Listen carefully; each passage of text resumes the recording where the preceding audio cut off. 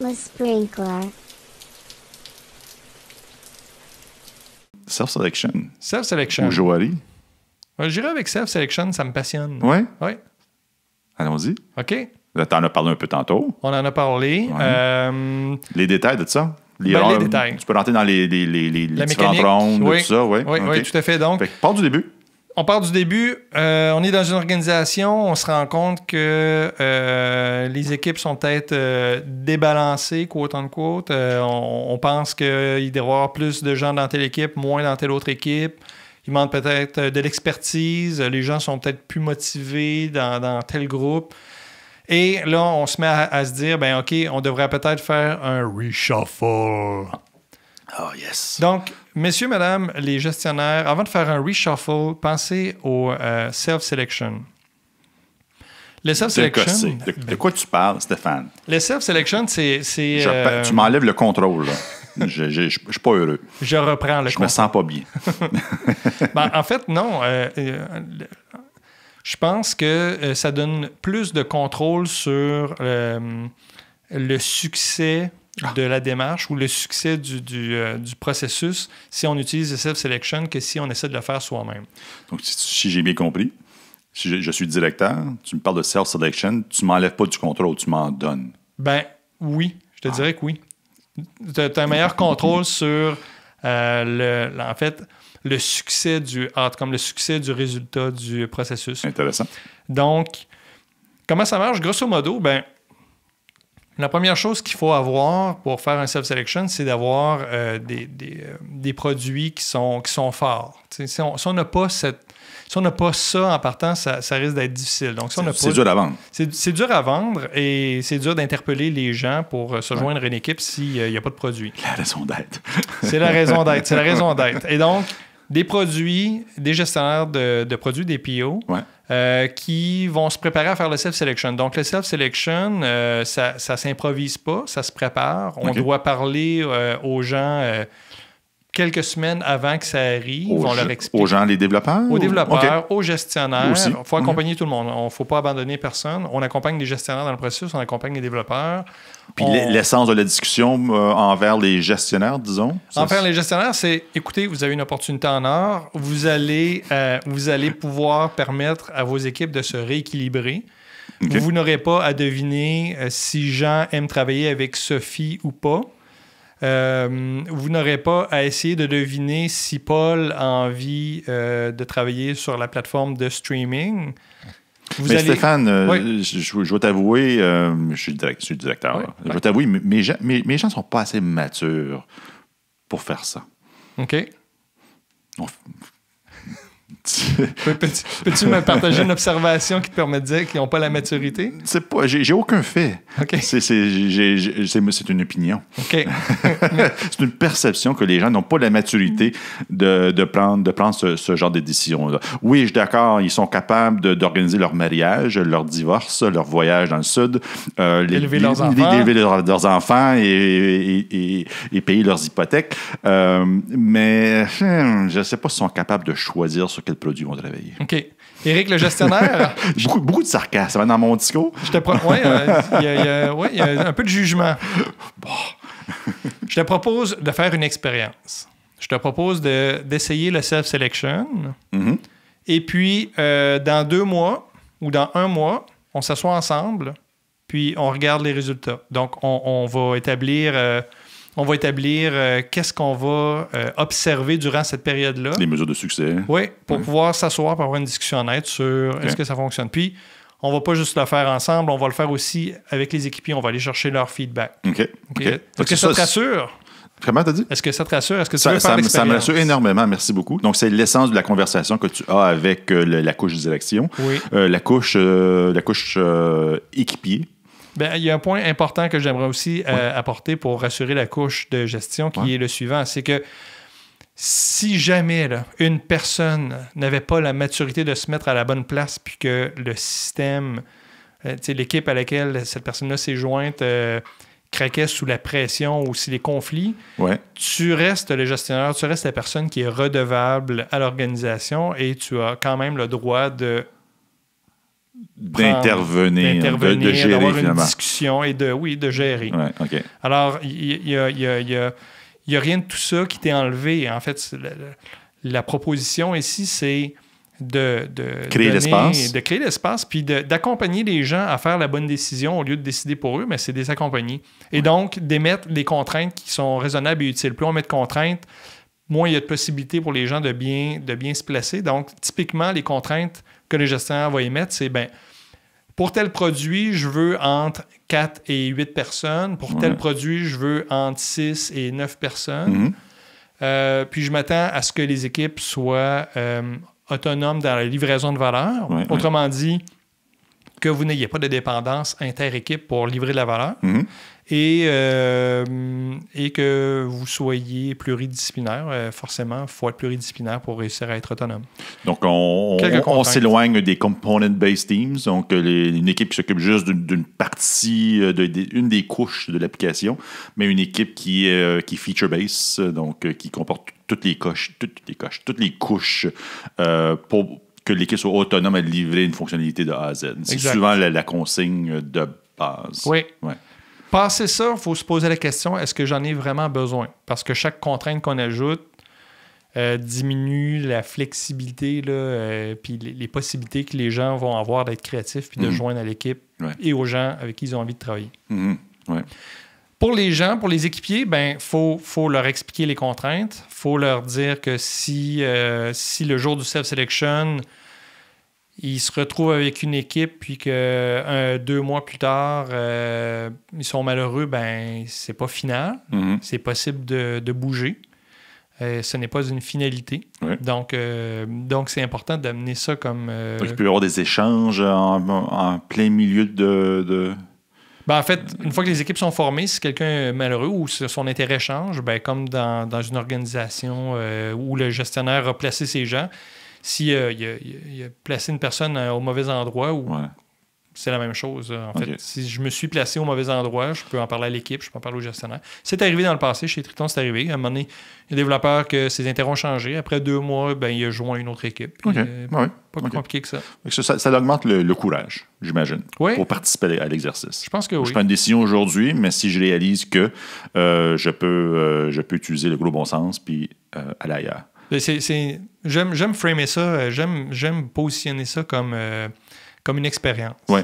C'est une expérience, puis on se met un point d'inspection prévu dans le temps pour que les gens puissent se dire, OK, si jamais je ne fais pas le bon choix, au moins on a un point d'inspection dans 1 mois, je vais pouvoir partager ça, puis je vais pouvoir faire preuve de mon inconfort ou de mes craintes. Donc, la conversation a eu lieu avec la direction, la conversation a eu lieu avec les équipiers. Je dis équipier parce qu'il faut éviter le mot développeur. Quand nous, on dit développeur, on inclut programmeur, QA et compagnie. Mais juste pour éviter une fausse interprétation, on va dire équipier. OK. Y a-t-il d'autres conversations? D'autres couches? Est-ce qu'on parle au RH? Est-ce qu'on parle... Je trouve utile de les garder informés et idéalement intéressés à être des parties prenantes au processus. Donc, de leur expliquer comment ça fonctionne, qu'est-ce qui va se passer. Puis en fait, qu'eux soient engagés dans ça. Là. Je crois que ça fait partie du boulot des ressources humaines de nous accompagner là-dedans. Est-ce qu'on parle aux finances?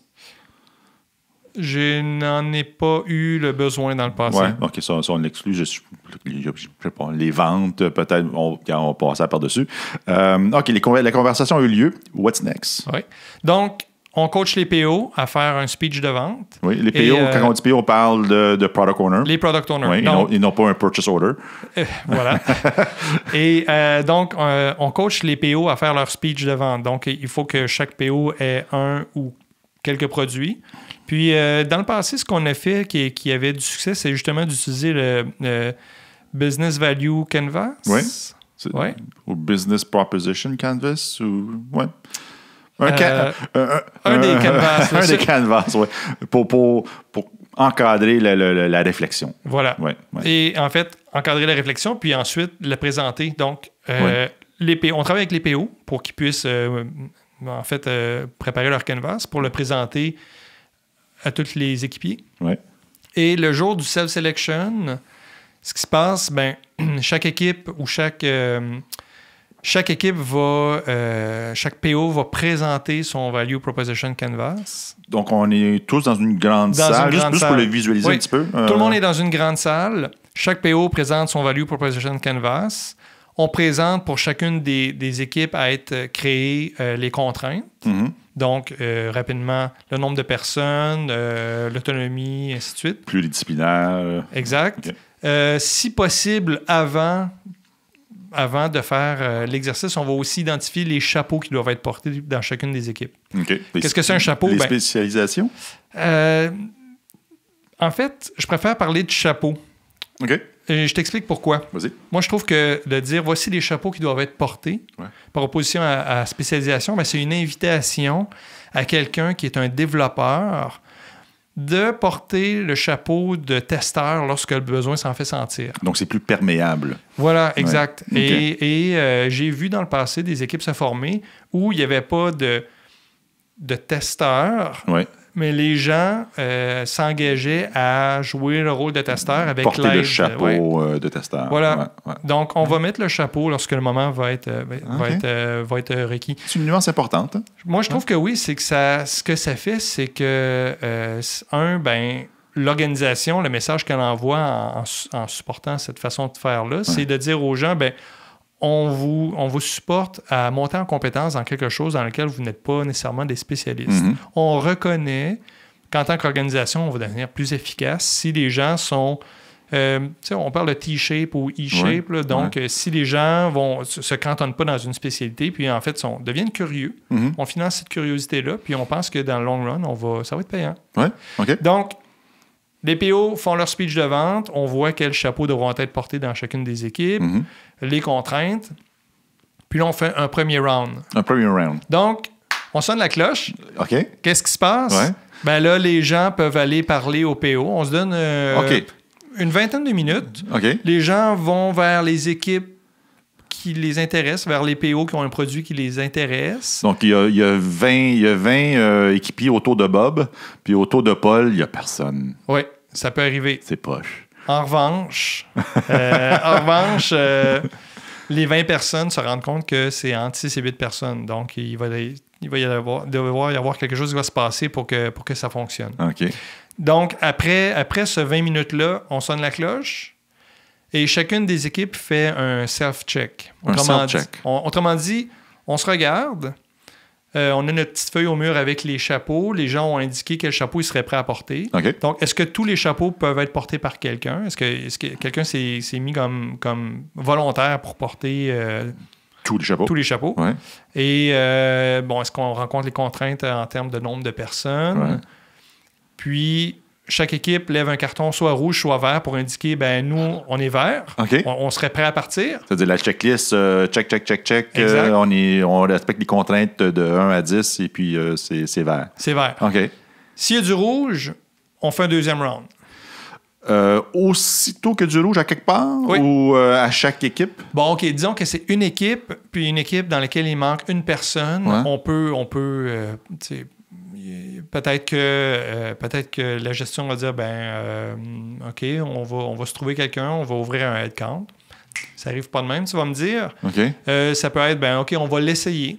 On va l'essayer pendant une période de temps, puis on s'inspecte dans un mois et demi, puis on regarde si on a encore un problème, puis on fera preuve d'imagination à ce moment-là. Okay. Ou on fait un autre round. Ma question, c'est, là, on rentre dans les détails, mais juste par curiosité. Mettons qu'il y a 4 équipes. C'est vert, rouge. Oui. Parce que, je sais pas moi, il y a un chapeau qui est laissé vacant. On fait quoi? On reshuffle tout? Ou on reshuffle. Oublie pas, on n'intervient pas. Tout ce qu'on fait, c'est on fait un autre round. OK, excuse-moi. Par reshuffle, c'est ça. On déclare qu'il y a une autre round. Puis que possiblement que le vert, rouge devienne rouge, vert. Possible. Je lance des scénarios là, comme ça. Là. Okay. Tout ça pour dire qu'aussitôt qu'un rouge, on donne le droit à moins d'exception, là, que tu dis. Là, en théorie, on lance un nouveau round. Tout à fait. Okay. Et la littérature, parle de 3 rounds maximum. Et là, oui, il y a un excellent livre qui s'appelle... Self-Selection Explained. Oh my God, c'est des gens d'une compagnie qui s'appelle Nomad 8 qui ont fait ça il y a plusieurs années, puis ils l'ont documenté dans un superbe livre qui s'appelle... On va le trouver, puis je vais le mettre dans la description. Oui, ça serait gentil, mais oui, donc c'est un livre d'O'Reilly, il y a des animaux, je trouve ça un petit peu... J'ai toujours des animaux, tu m'aimes pas pantoute. Oui, O'Reilly, oui. C'est ça. Mais... Creating Great Teams, je pense. All right. On cherchera ça. On cherche ça. Donc, on va l'ajouter. dans le livre, eux, ils l'ont fait à plusieurs reprises, ce processus-là, puis eux, ils disent que, je pense, 3 rounds maximum, c'est ce qui est requis. Moi, mon expérience, c'est 2 rounds. Oh, wow, Ouais. c'est vite. Oui. Oh, quand même. Donc, t'en fais un de 20 minutes. S'il y a du rouge, on repart. On fait juste dire, on refait un nouveau round. Ouais. Puis là, les gens, il y a beaucoup de gens qui vont pas bouger. Ouais. Puis, à un moment donné, il y a des gens qui vont bouger pour faire en sorte que le rouge devienne vert. Ouais. Et une fois qu'on a terminé, ben là, on a des équipes qui vont potentiellement être fonctionnelles. Et là, ben, c'est le plaisir là, des coachs qui accompagnent les équipes de passer à travers un lift-off. Donc, là, chaque équipe fait son propre lift-off, se définit en tant qu'équipe et ainsi de suite. Puis là, on part.